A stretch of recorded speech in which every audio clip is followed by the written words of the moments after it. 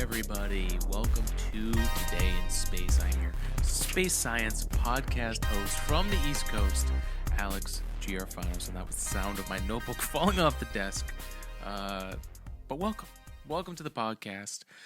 It is February. We're recording this on February 11th here, and this week we're going to talk about a few things that are noteworthy since our last episode.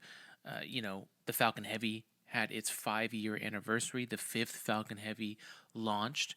We talked about that before, but I was thinking back, and I figured it was worth telling the story of like where I was, like how long 5 years is, and how almost in the blink of an eye 5 years can go by, and how much progress has happened with like SpaceX and space over the last 5 years.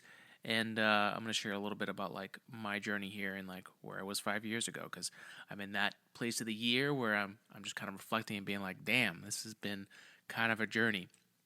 And that first Falcon Heavy launch with the Tesla Roadster was a big moment. So we're going to talk about that. And then the Starship Super Heavy Booster 7, successfully did a static fire, the most amount of thrust ever produced by a single rocket. It was crazy. So we'll touch a little bit about that at the end of the episode here. But welcome to the show. First, as always, if you want to help support the podcast, you can follow us on all social media. We'll be there following the more day-to-day stuff and sharing clips from the podcast. That's Today in Space Pod on Instagram. That's Today in Space Podcast on, Twitter, and Today in Space Podcast page on Facebook, and Today in Space on TikTok. You'll find us all over the place there. You'll be seeing some 3D printing stuff. We were 3D printing our Starship pen, which will eventually become something that's online. We're going through the iterative process, and I'm documenting that. And at some point on the YouTube channel, which I'll talk about, let you guys know here when that's up, but we're going to go through like the process of idea to real thing and all the steps in between that got us there.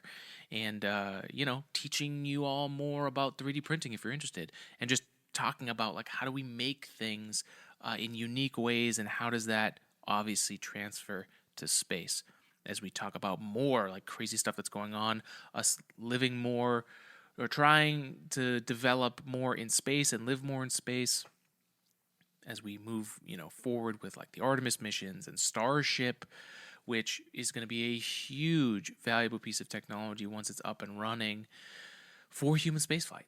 So, yeah. So this podcast, follow us there. And our AG 3D printing lab is there for bringing ideas into reality. We're going to be printing things for the podcast here, visual examples, stuff to break down, like all the things we're doing, but also our Etsy store, ag3dprinting.etsy.com. It's a place where you can get a gift, some merch from the podcast, and really support us. And of course, if you have anything custom you want to do, we've got a few projects lined up in the lab right now where, it could be anything from a really cool gift to like a prototype. If you had this idea either for like in the house, you wanted to make something easier or fix something that's old and they don't make it anymore, but you've got a spare part and we can make more of them.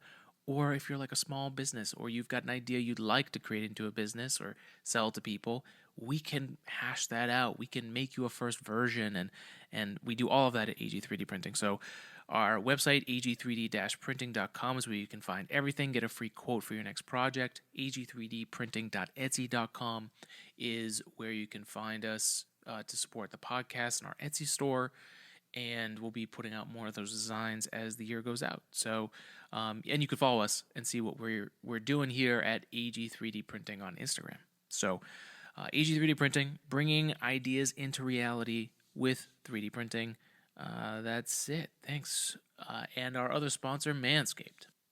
If you haven't heard, Manscaped now sells beard products. That's right. They are once again revolutionizing men's grooming with the brand new Beard Hedger Pro Kit. From a beard trim to a fresh shave, the technology behind the Beard Hedger Pro Kit allows you to shape your signature beard. Now you can finally use Manscaped products to make your drapes match your carpet by going to manscaped.com and using code SPACE for 20% off and free shipping. I am now in, my third week with the beard hedger. And, in the last episode we talked about this, like I never really took care of my beard, and my hair is so thick, like each piece of hair is just thick, so it was actually tangling up. And as I was using the Pro Kit, which has it's got the brush, and it's got so many things for my beard that I didn't even think I needed, and that's been great. The beard oil has been great. The beard balm,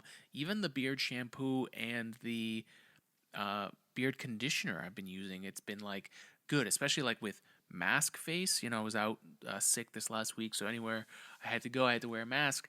And your beard, it's just a filter. It just sucks up smells and everything. So just think about what you must have smelled like if you had a beard with a mask on. But the great thing is that the beard shampoo, it's got this great, like almost you're going to the barber smell. It's just solid stuff. If you're looking to go the next level with your beard, if you actually want to grow it out and you want to have the right tool to manage it, that's what the beard hedger is here for. So it's time to tame your mane. No one likes a weird beard, so say goodbye to all your stubble trouble with Manscaped's Pro Beard Kit. It all starts with the beard hedger. This thing is a juggernaut of fixing faces.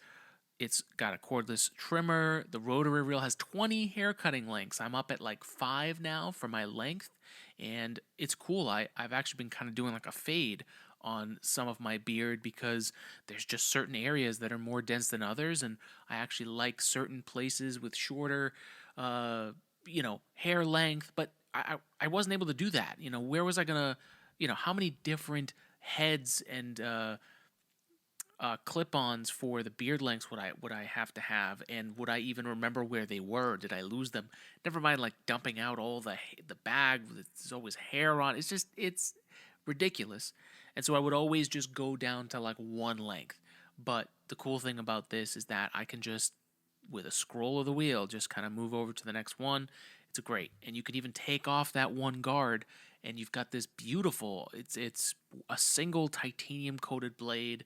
I've been seriously enjoying it. So if you want to join me on the beard journey, get 20% off and free shipping with code word SPACE at manscaped.com. That's 20% off, free shipping at manscaped.com, and use code SPACE.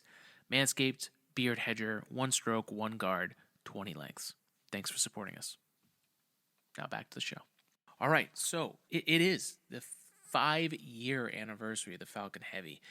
And when I think back to 5 years ago with the Falcon Heavy, I never would have thought, like this year, right, 2023, there's supposed to be 5 potential Falcon Heavy launches this year, and we've already seen one. And thinking back 5 years ago, that's 2018. And when I think about where I was in 2018, we were still doing the podcast. I had just spent a year after I had quit my day job to start AG3D printing full time and the podcast full time. And I had it in my head that I would be able to bring in as much money as I would as an engineer, and really just was betting on myself. I was at that point in my life where I was just trying to prove something. And I did it, and I went a year, and it's not that I was unsuccessful in making money, but I am 33 years old. I'm a millennial. There are student loans involved, and I know I'm not the only one who's there's so many people listening to this podcast who are dealing with that or have kids who are dealing with that, and it is definitely a weight on your back. And so for a year I tried and learned a lot. I really, there's something about the experience of like digging deep and survival of a small business that's extremely exciting, but it's also extremely stressful. And I got to this point where it felt like we had done all this work, we've got this great thing, but the extra revs at the time, which is 2018, to get things to the next level where we could be doing anything, this is a parts business. This is 3D printing. A lot of it is last minute. There's waves, there's droughts. That's manufacturing in general. I learned that in my early days in my career when I was working at an injection molding shop in Connecticut and was learning tooling and that whole mastery, that whole science and art of tool making and manufacturing. And there are waves, like the best case is that you're bringing in business consistently, and then you have business that's every seasonal, and then if you line that up right, you've got consistent work. But it never works that way, and you're always trying to find a balance. And so that's what I found myself in. I was familiar with it, but I also knew that there was, like, I just didn't see anybody. I spent all my time working on that, and that's been a lesson I get really into the work that I'm doing, and I love it, and it's creative, and it gives me a lot of balance. But at that point in 2018, getting a gig that allowed me to continue doing what I was doing, the podcast, the 3D printing business, let that grow, but pay my bills. It was 5 years ago. It was a big moment of kind of learning and growing and saying, hey, look, like, you don't have to give this up. Like, it's actually not failure. It's actually you spent time. I had graduated later than I wanted to, but 2015, and then 3 years later, I had worked at a place. I personally wasn't at a good place working there, and it just wasn't capturing my interest. And my 3D printing lab and the podcast were. So I banked on myself, did that. It didn't work, but I ended up getting to work at Apple as a technician. I would repair phones. I would deal with people's troubleshooting issues. It was my first job in tech. It was also my first job in retail, and I referenced that a lot here on the podcast because it was a really fruitful time in my life. I met some great people. I learned a lot about the human side of technology and engineering, and realizing that the same mindset I used in my studies as an aerospace engineer or as a tinkerer and a maker were not necessarily the things that I had for, say, sales, or for the business side of things and the human side of things. There's a different thing when you're talking to somebody whose phone isn't working, their whole life is broken, and you are the person in between, whether it's your fault or not, and it's almost never your fault, the fact that they're there, right? So I learned patience. I learned a version of patience, I should say, because it's not like I learned the whole concept of patience. Still learning that lesson.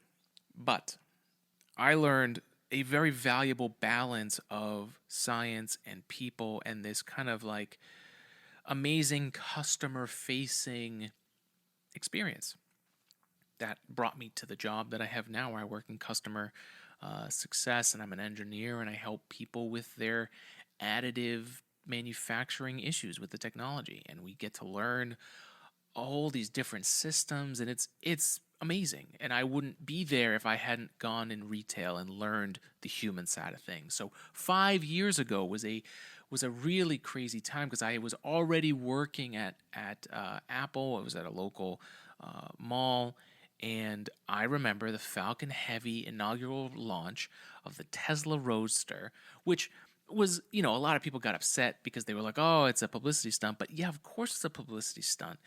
People forget that even back in 2018, SpaceX had been fighting the good fight for so long, but there was still a lot of anti-space, space anxiety, shuttle anxiety. There was just this struggle for anything other than NASA to get forward, and people were still, SpaceX had gotten popular enough that by 2018 people were mentioning SpaceX, but 5 years ago it was a very different popularity, and the Tesla Roadster launching into space was one of those really big public iconic moments that captured a lot of people's attention in ways they never had, especially with the double side booster landing, which has become this thing that people talk about.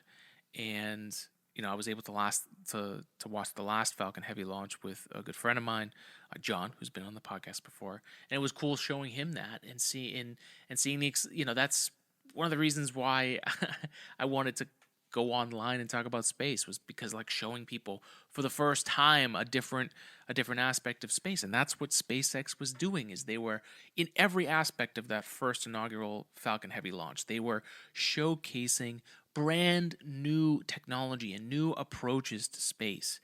And, that was the fact that we even have the Falcon Heavy is due to some people that took massive chances and probably worked themselves to the bone and further down into the marrow to get this to work. And, to think about how much has come now, where the 5 years later, we have the potential to have 5 Falcon Heavy launches. That's 15 boosters. That's, like, it's crazy to think about it. And, the Falcon Heavy is a really interesting rocket. Like, right now, it's got 5 million pounds of thrust at liftoff. And as SpaceX says here, it's one of the most capable rockets flying. By comparison, the liftoff thrust of the Falcon Heavy equals approximately 18 747 aircraft at full power. Falcon Heavy can lift the equivalent of a fully loaded 737 jetliner, complete with passengers, luggage, and fuel to orbit, although I would not want to be on that 737 jetliner, especially through Max Q. But the demonstration of this brand new rocket, and then the Roadster itself, that in itself was a different way to look at it that promoted space in a way that was very necessary to get us to where we are 5 years later here.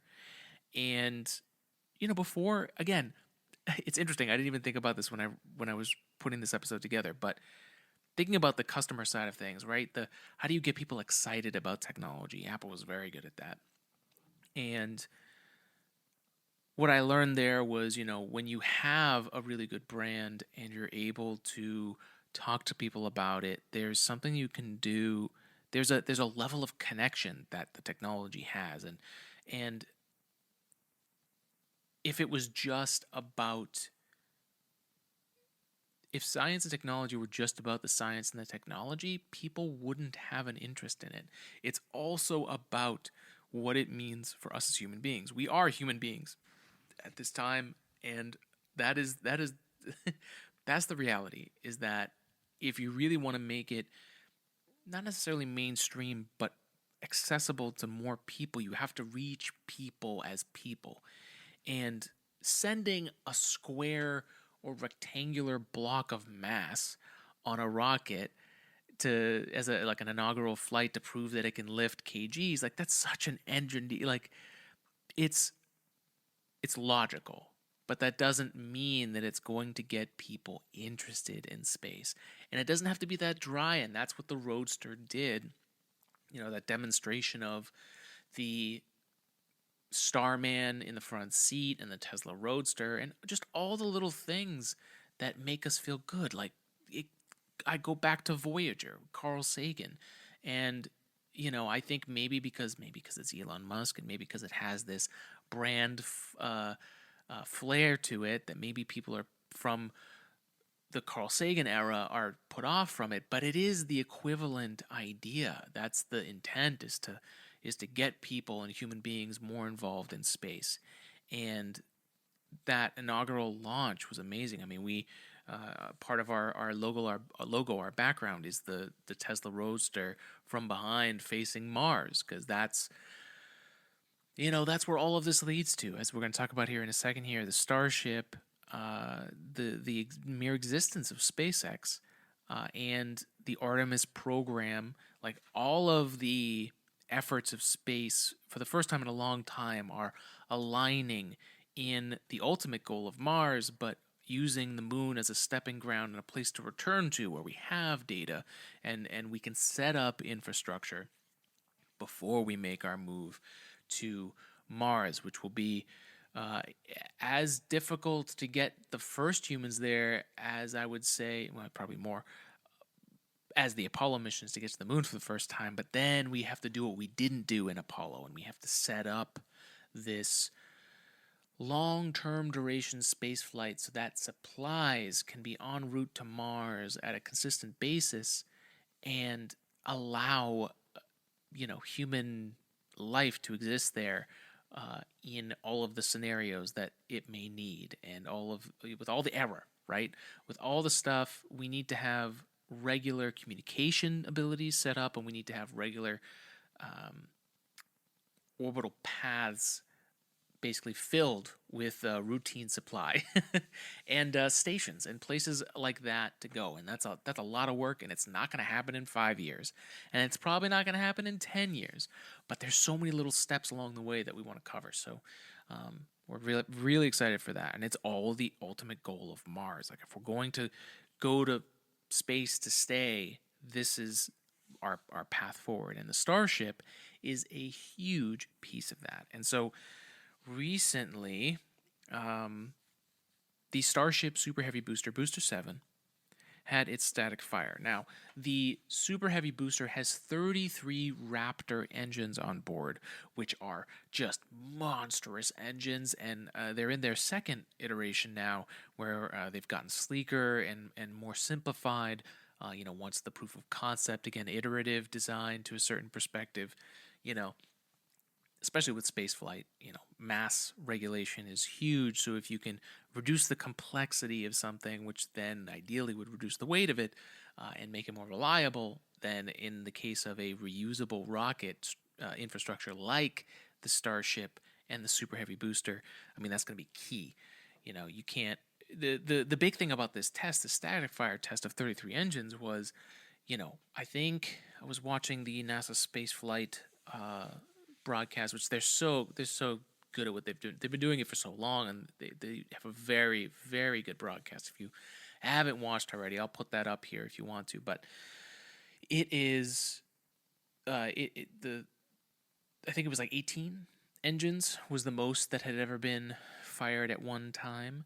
And so, this 33 engine attempt was slated to be historic. Now, had 33 engines lit at the same time, there would have been some more extra history. That's not a grammatically correct phrase. There would have been an even bigger historic perspective to this, but that does not mean that this static fire test was any less historic. 17.5 million pounds of thrust, which is absolutely crazy. The SLS was, I think, 8.8 million pounds of thrust, or 8 million pounds of thrust, depending on the variation, I forget. But regardless, basically half the thrust that the Starship produced with 31 of 33 engines. So it wasn't a full 33 engine static fire, but the rocket was still intact afterwards, and those engines could be reused. The structure of the Super Heavy can be reused, and that's a lot of confidence for NASA to be one of the first people to actually put humans on board this most massive rocket of all time. Actually, technically, it is the rocket with the most thrust of all time. So that 17.5 million pounds of thrust is the most thrust produced on a rocket, a single rocket, ever.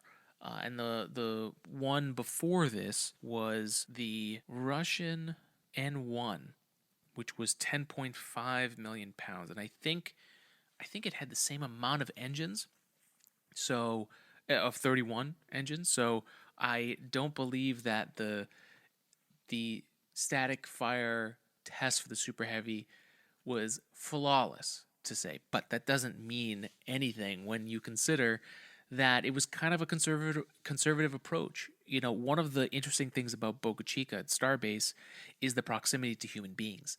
One of the things that the Space Coast in Florida has is that, the majority of the land there around it is preservation. So, you have these rocket launches going off, and it's regulated to make sure that wildlife is cared for.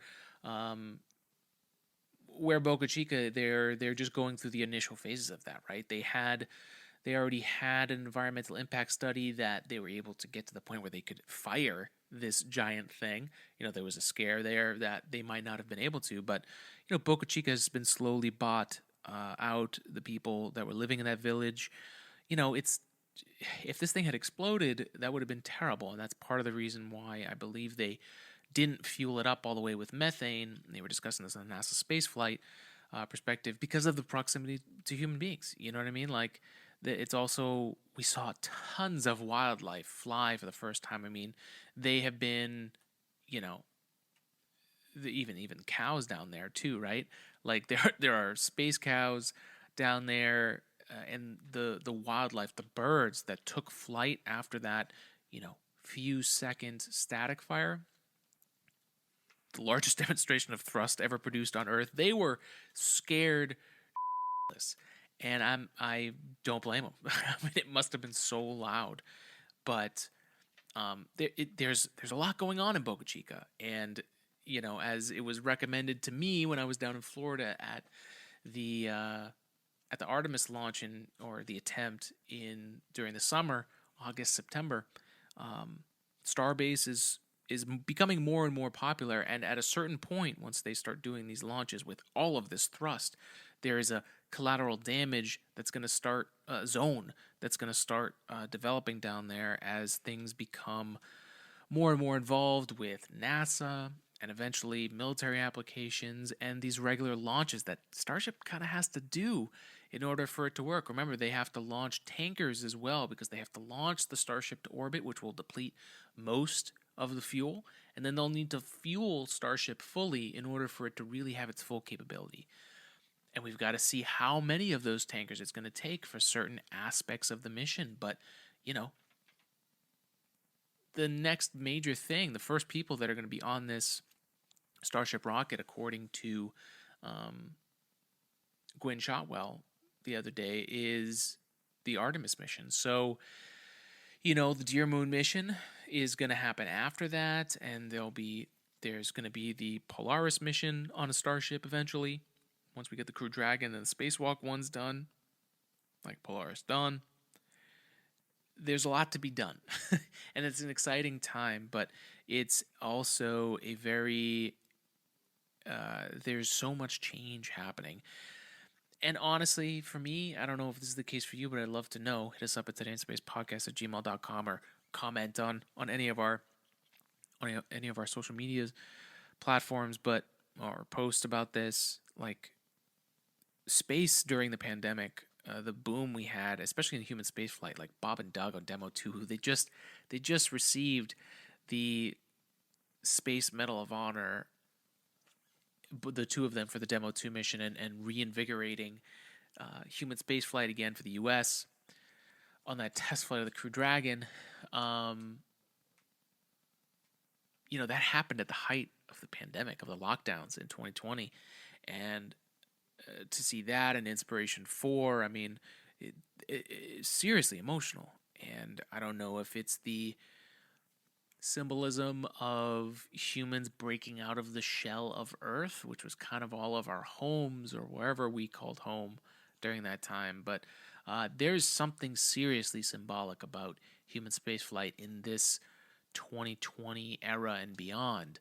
So we're really looking forward to it, and we're happy to have you guys along for the ride. So thanks for joining us on episode 297 of the podcast.